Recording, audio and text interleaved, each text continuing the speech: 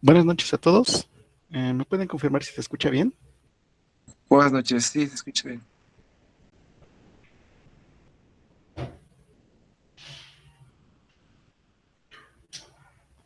¿Me escuchan? Sí, se escucha. Sí, profesor. Sí, Parece que el problema soy yo porque los escucho muy, muy bajito. Pero pues soy yo, no se preocupen. Pero ustedes me escuchan bien. Me pueden escribir en el chat. Sí, ok, gracias.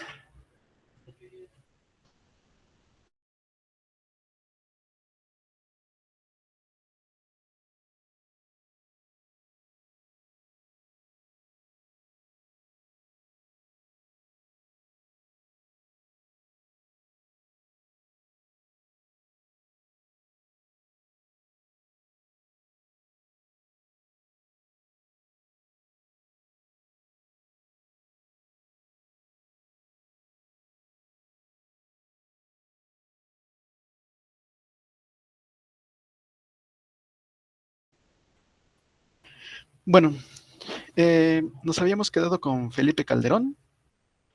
Ya han estado viendo algunos acontecimientos de Fox. Ya vimos cómo fue la transición hacia Calderón. Y ahorita vamos a ver algunos puntos con lo que inició Felipe Calderón su sexenio. Si tienen algún comentario, alguna duda, por favor levanten la mano y también en el chat, por si no los escucho bien.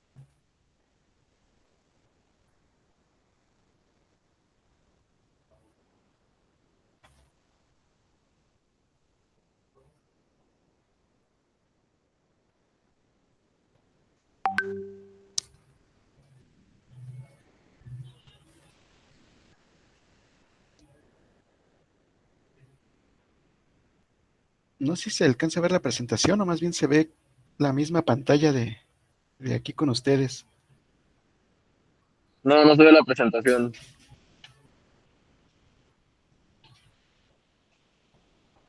Permítanme entonces.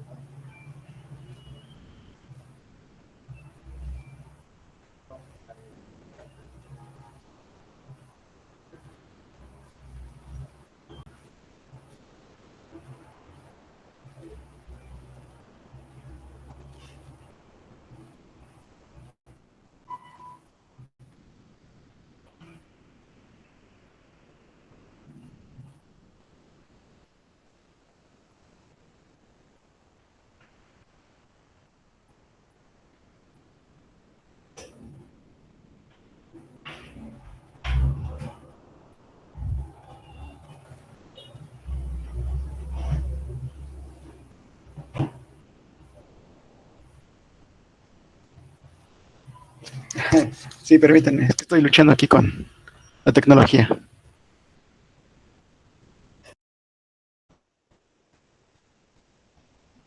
Sí, no, no se preocupe.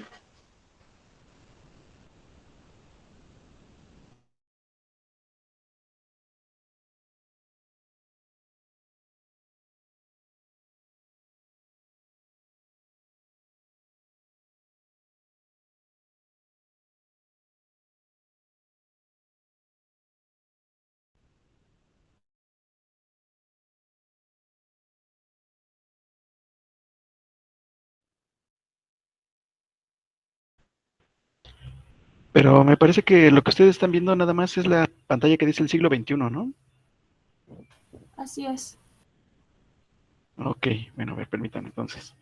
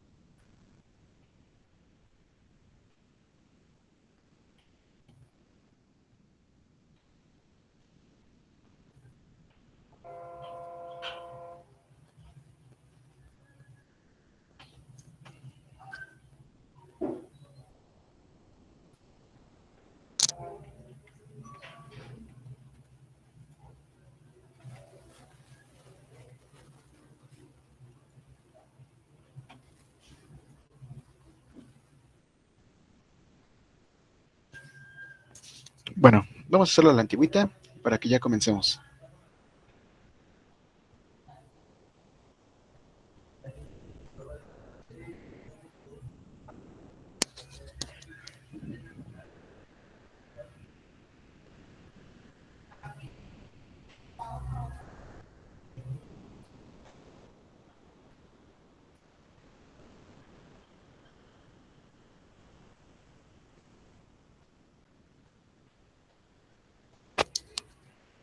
Bien, bueno, eh, Recordemos que iniciando el periodo de Felipe Calderón, inició con un problema en el cual tenía lo mismo que Carlos Salinas cuando inició el suyo. Y esto fue que había una especie de ilegitimidad al haber llegado a la presidencia, ya que Carlos Salinas y Felipe Calderón llegaron tras unas elecciones bastante controvertidas. Por lo tanto, una estrategia que ya saben ustedes que funciona fue la de Carlos Salinas de la mano dura y atrapó la quina. Aquí lo que hizo para tratar de ganarse esa legitimidad a la fuerza fue que al iniciar su gobierno, inmediatamente, o sea, ni siquiera esperó a enero como los otros presidentes, en el mismo diciembre del 2006, el mismo diciembre que tomó posesión, desplegó a más de 6,000 militares y policías para contrarrestar un problema que se le había presentado al gobernador del estado de Michoacán, y esto es que inicia lo que ustedes ya conocen como la guerra contra el narcotráfico. Mandó a lo que era la Policía Federal Preventiva, que se transformó en lo que es, o más bien fue, porque tampoco ya no existe, la Policía Federal. Entonces, la Policía Federal Preventiva, que se creó con Ernesto Zedillo, se evolucionó a convertirse en Policía Federal y que quedó a cargo de lo que era en aquel entonces al mando de Genaro García Luna, el que ya habíamos visto, que estuvo participando también en el gobierno de Vicente Fox y que, como ya se los había mencionado, después se convirtió en un preso que fue extraditado hacia Estados Unidos y que está pagando una condena allá en ese país.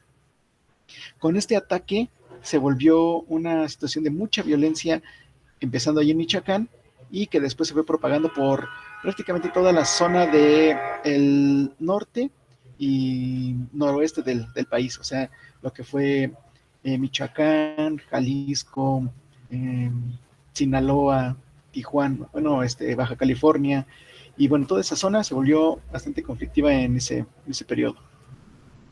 En el tema social, recuerden que Carlos Salinas instauró lo que fue Solidaridad. Después de Solidaridad, como Ernesto Zedillo no tenía buena relación con Carlos Salinas, entonces a ese programa le cambió el nombre y lo transformó en Progresa. Cuando Ernesto Zedillo deja la presidencia y le toma a Vicente Fox, crea el programa Oportunidades. Como Felipe Calderón y Vicente Fox sí tenían una buena relación y como eran del mismo partido y se quería mantener o darle continuidad a este proyecto, el de Felipe Calderón se llama o se sigue llamando Oportunidades. Vamos a ver que cuando deja la presidencia y lo toma Enrique Peña Nieto, pues él ya es de otro partido y como que mantener un programa de otro partido no sería como que algo tan lógico, y por eso es que con Enrique Peña Nieto el programa se llama Prospera. Pero bueno, entonces venimos arrastrando este programa que dice heredado de Fox y Zedillo, pero viene desde más atrás, ¿no? Desde Solidaridad con Carlos Salinas. ¿Y cuál fue lo que se promovió?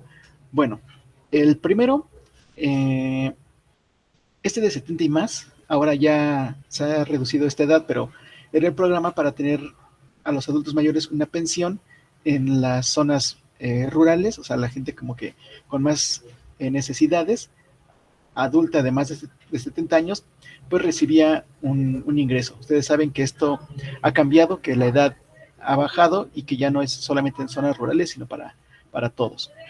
También se trataba de promover mucho el empleo, pero muchas personas no podían trabajar porque tenían hijos y no tenían como que dónde dejarlos o quien se los cuidara. Así que se crearon las estancias infantiles, una red de guarderías subsidiadas por el gobierno y que apoyaba, dice aquí a las madres trabajadoras, pero pues es que estadísticamente así es, ¿no? La mayoría de las personas que utilizaron este proyecto fue las madres trabajadoras. También se instauró el Seguro Popular, que ya era para todos aquellos que lo necesitaran y que se podían afiliar, los que no tuvieran un seguro como el IMSS o el ISSSTE. Y con ello, bueno, pues atacando algunas enfermedades que pues la verdad es que si no se tiene un seguro, son pues casi impagables, ¿no? Como el cáncer infantil.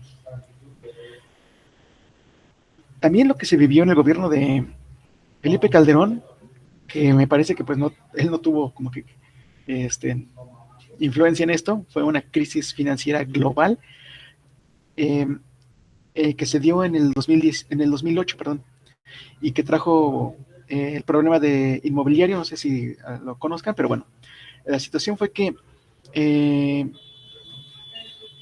sobre todo en Estados Unidos, muchos empezaron a hipotecar sus casas o adquirir créditos con base en las viviendas.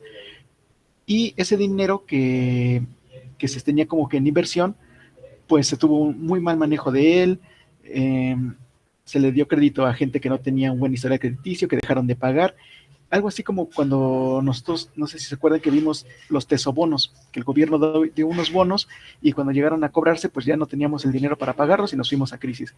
Más o menos fue una situación similar, pero a nivel mundial, porque había una gran cantidad de inversionistas en todo el mundo confiando en, en las inmobiliarias de Estados Unidos.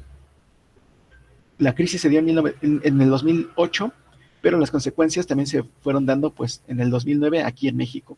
Así como cuando vimos la crisis financiera en 1929, que fue la Gran Depresión, y que las consecuencias no exactamente se vivieron en México en el 29, sino más bien en los años siguientes, como en 1930, y que vimos en su momento. Bueno, pues se tuvo que hacer varios ajustes para mantener y los empleos, muchos programas de empleos temporales que pues algunos no fueron tan fructíferos en el sentido de que gente que tuviera un trabajo a largo plazo, pero fue una medida que funcionó para poder sobrellevar esta crisis y que aunque fue una crisis mundial, la verdad es que para México no fue tan catastrófica como en otros países. Aquí como dato curioso fue que recuerden que la crisis fue en el 2008 y en el 2009 fue cuando se vivieron las consecuencias y aunque pues no se sabe bien a bien, pero justamente en el 2009 cuando estaba por llegar o por empezar a darnos los efectos más complicados de la crisis mundial, fue que al mismo tiempo llegó la influenza, la AH1N1, que era igual un problema en vías respiratorias y que, bueno, se decretó igual una contingencia sanitaria, se suspendieron las clases, los trabajos, las actividades en eventos públicos, así como lo que ustedes han vivido con el COVID-19, que en el 2020 nos fuimos a casa y que se suspendieron las clases y todo ello.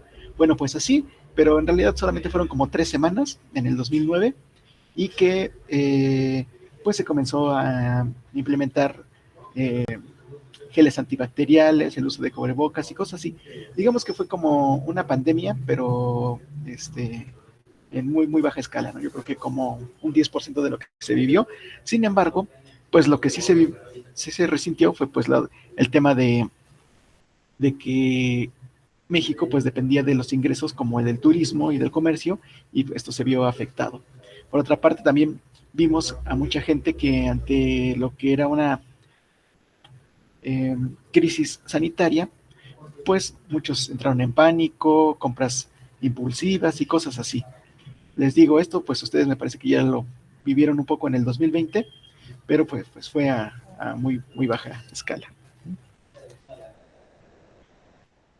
También se vivieron dos acontecimientos que, aunque técnicamente no fue tampoco culpa directa del gobierno federal, pues sí se le atribuyen porque fue en su sexenio y como lo hemos visto a lo largo del semestre, que el que tiene la responsabilidad del país, pues es el que pues es el presidente, ¿no? Entonces lo que ocurra, pues está dentro de su responsabilidad. Y en junio del 2009, que hubo un incendio en la Secretaría de Hacienda en Hermosillo, se propagó y se extendió hasta una guardería que estaba ahí pegada, la guardería ABC, que pertenecía al IMSS, y que fue una gran tragedia porque murieron 49 niños y niñas y muchos heridos, y fue una situación muy complicada, ¿no? De por sí, pues las víctimas mortales pues influyeron mucho en este sentido. Fue muy impactante para la población porque pues fueron 49 personas, pero pues fueron, o sea, 49 niños, ¿no? O sea, pues era una guardería, fue algo muy trágico. Y bueno, ya ahí buscándole cómo cargarle más responsabilidades a la situación, bueno, pues es que una de los familiares de esta guardería que pues se dice que no tenía las medidas necesarias para poder atender esta situación, que debería de tenerlas y que no las tuvo, y que era un familiar de Margarita Zavala, que era la esposa la esposa de Felipe Calderón. Y bueno, pues ahí tratando de cargarle más responsabilidades todavía a esto, tratando de buscar también temas de corrupción, por qué esta familiar de Margarita Zavala le dieron esa concesión, por qué no tenía las medidas que deberían de tenerse, a lo mejor pagó para no tener que implementarlas, todo lo que también se vivió en el 2019 con Claudia Sheinbaum en el tema en el 2017, perdón, cuando fue el terremoto de la Ciudad de México, y que todos se lo querían atribuir a Claudia Sheinbaum en aquel entonces con una escuela, el colegio Repsamen, y que bueno, pues a final de cuentas parece que en ambos casos los involucrados salieron pues más o menos bien librados en estas acusaciones. Y la otra tragedia, que es como un par, eh, Felipe Calderón tenía como secretario de Gobernación a Juan Camilo Muriño, y que él en el 2008 iba a su avión, y de repente aquí en la parte de la Ciudad de México tuvo un accidente en el cual cayó este avión y murió el secretario de Gobernación. Hecho que tiene ahí algunas inconsistencias porque eh, la versión oficial es que el avión en el que viajaba Juan Camilo Muriño, el secretario de Gobernación, era un avión relativamente pequeño, y dicen que pasó un avión más grande, perdón por las expresiones, pero es que dicen que pasó un avión más grande que por la corriente de aire tan fuerte que provocó, pues el avión pequeño, más pequeño, se desplomó y murió. Parece, y nadie se atribuyó este ataque, o sea, pareciera como que no fue un ataque contra el secretario de Gobernación, ni contra el gobierno que estaba en plena lucha contra el narco, pero pues a final de cuentas murió. Y luego, en el 2011, estaba un nuevo secretario de Gobernación, Francisco Blake Mora, y él estaba en un helicóptero cuando de repente en la zona de Chalco, en el Estado de México, el helicóptero se desplomó también, sí se cayó. Atribuyen a que fue un accidente pues en aéreo, ¿no? O sea, como que no fue un atentado, fue un accidente en el que por una falla fue que se desplomó este helicóptero. Igual, aparentemente no fue un ataque contra el narcotráfico por lo que se estaba viviendo, ni tampoco alguien se atribuyó este atentado, ni nada así. Pareciera que también fue un hecho aislado y que murió, pero también murió el secretario de Gobernación, y que pues no olvidemos que estaba México en una lucha de frente contra el narcotráfico. Hasta la fecha, les repito, pareciera que fueron accidentes normales, pero en un futuro, pues, o como ahora, que ya pasaron pues más de 10 años, más de 15 años, que ya la gente empieza a sospechar, bueno, qué extraño que se hayan muerto los secretarios de Gobernación cuando se estaba luchando contra el narcotráfico, ¿no? No sé si internamente fue un ataque que Felipe Calderón supo alguna otra de las razones, sin embargo, la versión de él siempre la ha mantenido diciendo que fueron accidentes los que se pasaron. Y bueno, pues, aunque hubo especulaciones y todo eso, oficialmente todo esto quedó descartado, y pero sí no deja de ser una curiosidad y pues una tragedia a final de cuentas, la muerte de los secretarios de gobernación, Juan Camilo Muriño en el 2008 en un accidente con un avión y Francisco Blake Mora en un helicóptero en la zona del Estado de México. Y bueno, en un evento político, recuerden que cuando iba a ser, o bueno, más bien cuando México entró a la Segunda Guerra Mundial, se convocó a todos los expresidentes vivos para que se reunieran y se notara la unidad nacional. En ese caso, en aquel entonces, con el presidente Manuel Ávila Camacho, que convocó a los que todavía siguen vivos, desde Adolfo de la Huerta hasta Lázaro Cárdenas, que era el anterior que a Manuel Ávila Camacho. En este caso, por el tema del centenario de la Revolución, pero sobre todo por el bicentenario de la Independencia, en 2010, trató de hacer una reunión similar en la cual convocó igual a todos los expresidentes vivos para poder conmemorarlo, ¿no? Con toda esta unidad de nuestro país. Sin embargo, bueno, pues ¿quiénes estaban? Vivos todavía en el 2010 estaba Luis Echeverría, pero pues ya estaba muy mal de salud y no pudo asistir por esos temas de salud, tenía casi 90 años. Y después, si nos seguimos para acá, José López Portillo, él ya había fallecido. Más para acá está Miguel de la Madrid. Miguel de la Madrid también estaba ya muy delicado de salud y de hecho murió 2 años después, así que tampoco pudo asistir por temas de salud. El que sigue es Carlos Salinas de Gortari y él dijo que sí.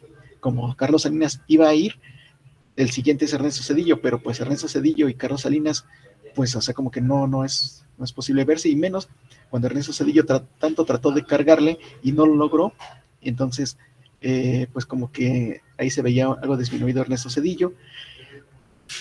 Y después el que sigue es Vicente Fox, y como Vicente Fox y Carlos Salinas parece que por ahí tuvieron una especie de alianza que vamos a ver más adelante, entonces como que Ernesto Zedillo se iba a ver todavía más disminuido, y por lo tanto Ernesto Zedillo adjudicó a que por problemas de agenda no podía venir a la celebración.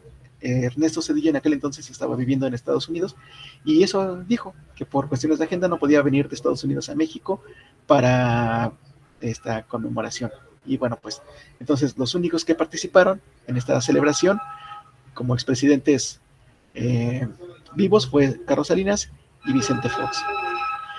También la construcción se intentó construir la estela de luz, la que está ahí por Metro Chapultepec, que ustedes la ven y dicen, bueno, pues ya está construida, sí, pero se tenía que construir para este momento. Sin embargo, pues con tantas anomalías y tantos retrasos, pues no se pudo inaugurar en este momento, ¿no?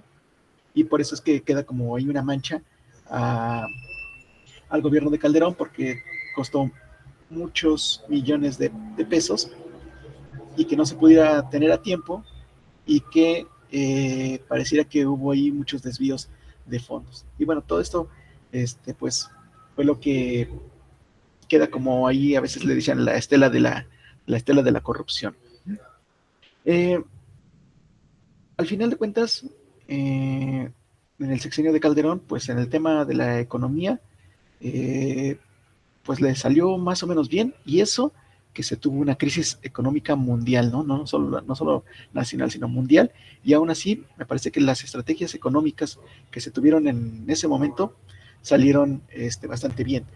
Pero Felipe Calderón, a pesar de que tuvo macroeconómicamente estabilidad, a pesar de las adversidades internacionales, pues resulta que la mayoría cuando piensa en Felipe Calderón, piensa en la guerra contra el narcotráfico y no en todo lo demás que se hizo. Al igual que, por ejemplo, otros presidentes, ¿no? Como, por ejemplo, Díaz Ordaz, que solamente piensan en el movimiento de 68, sin ver precisamente también el mismo tema tan positivo que se tuvo como el tema económico, ¿no?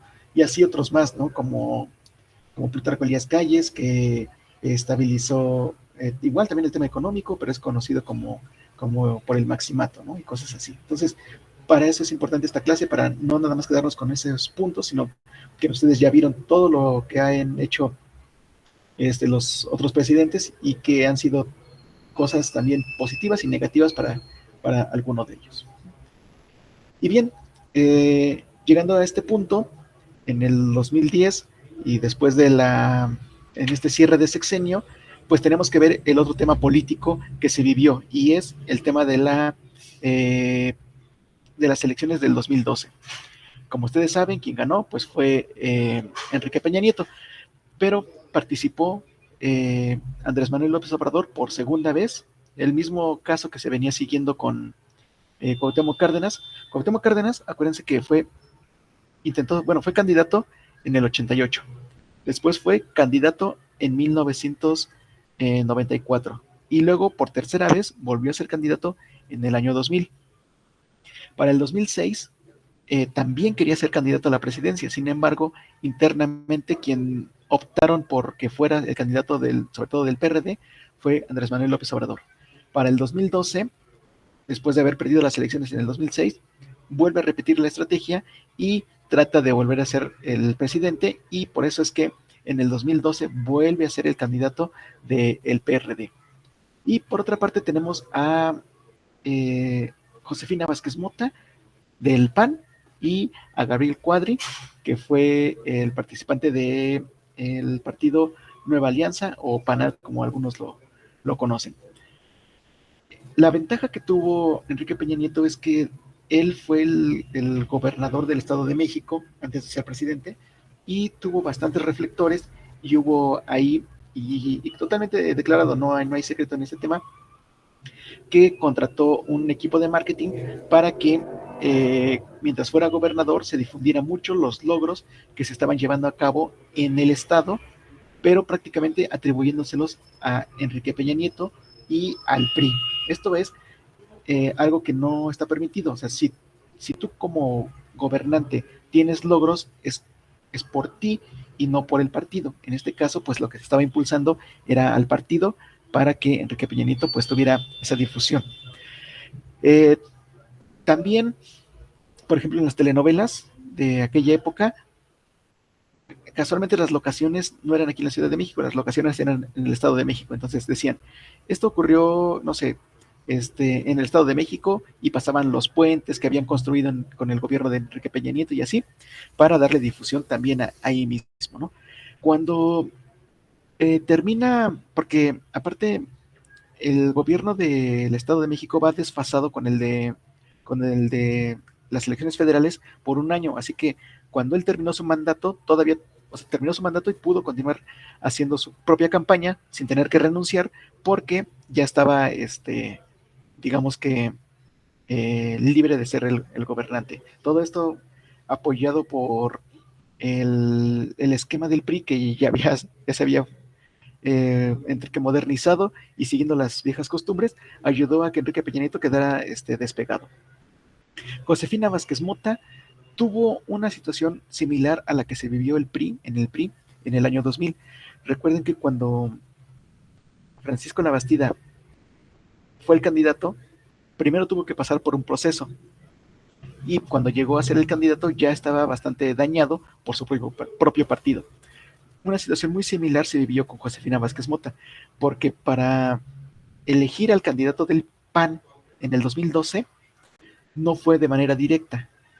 Hubo una precampaña, hubo precandidatos, y el precandidato del PAN, Ernesto Cordero, igual, o sea, atacó durísimo a Josefina Vázquez Mota, y cuando Josefina Vázquez Mota, a final de cuentas, gana las elecciones internas del PAN, también ya llegó muy disminuida. De hecho, en los debates presidenciales, muchas cosas con las que atacaron a Josefina fueron las mismas que Ernesto Cordero había utilizado contra ella. O sea, fue como que si el PAN le hubiera dado las armas a los demás candidatos para atacar a la candidata del PAN, que en ese momento estaba ese partido en el poder. Por lo tanto, eso hizo que, aunque cuando iniciaron las campañas, el PAN iba hasta arriba por ser el partido del gobierno, Enrique Peña Nieto rápidamente la asaltó, y después Josefina fue perdiendo seguidores, seguidores, seguidores, seguidores, seguidores, seguidores, y Andrés Manuel empezó a ganar más y más y más en una especie de recuperación, y a final de cuentas, aquí tenemos los resultados, donde Enrique Peña Nieto gana con el 38%, y después en segundo lugar quedó López Obrador. Lo que se pensaba que López Obrador iba a estar en tercero, a final de cuentas, entre que se recuperó y Josefina perdió votos, pues ahí quedó esa diferencia. Aún así, Enrique Peña Nieto ganó con un porcentaje bastante considerable para que no hubiera una especie de sospecha de fraude en las elecciones. Sin embargo, como les dije desde hace muchísimo tiempo, los fraudes electorales no se llevan a cabo únicamente en el proceso electoral, no únicamente en el día de las votaciones. Esto va desde muchísimo antes, ¿no? Todas las anomalías que se van aplicando son parte de quizá un fraude electoral, que a final de cuentas, como ya lo habíamos platicado, el día de las elecciones puede que sean normales, pero aún así el fraude ya se efectúa.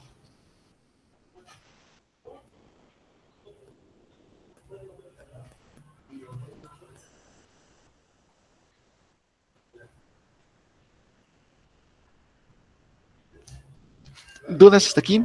¿Dudas de lo que hemos estado viendo?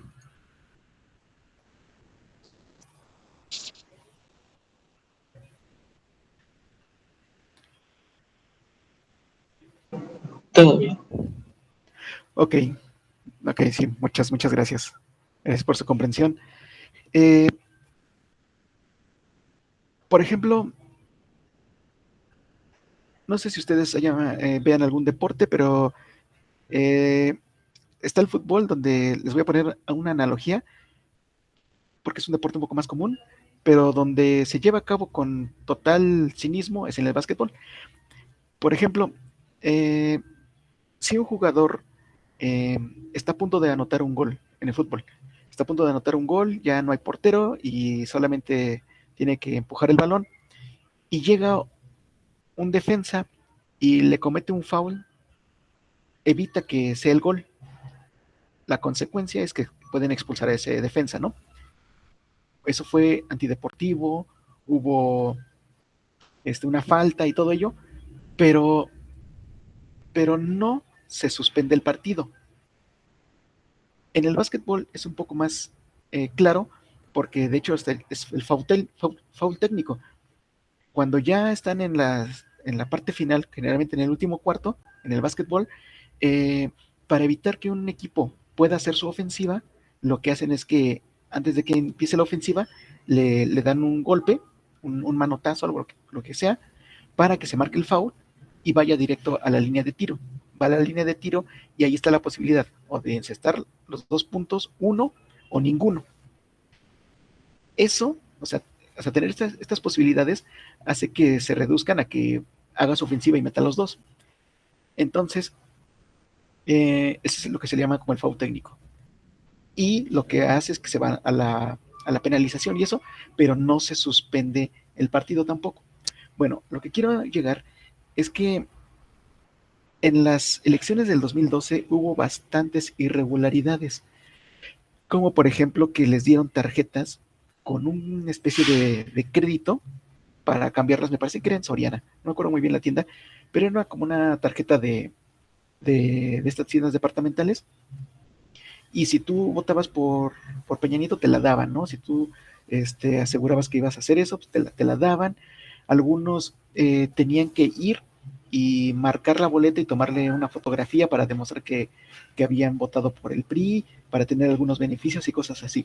Todo esto no se vale, todo esto no está permitido.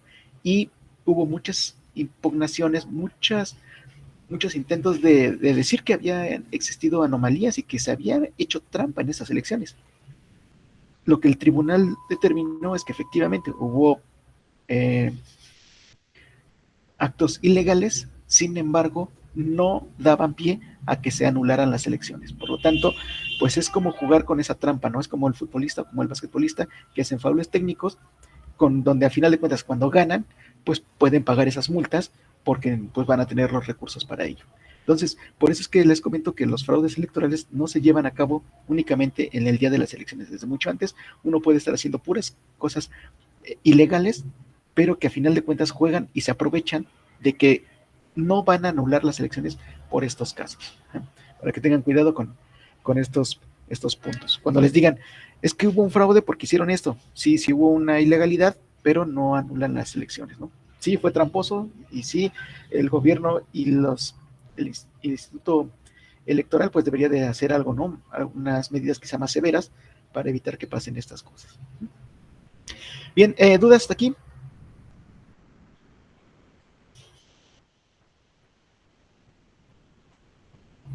Todo bien.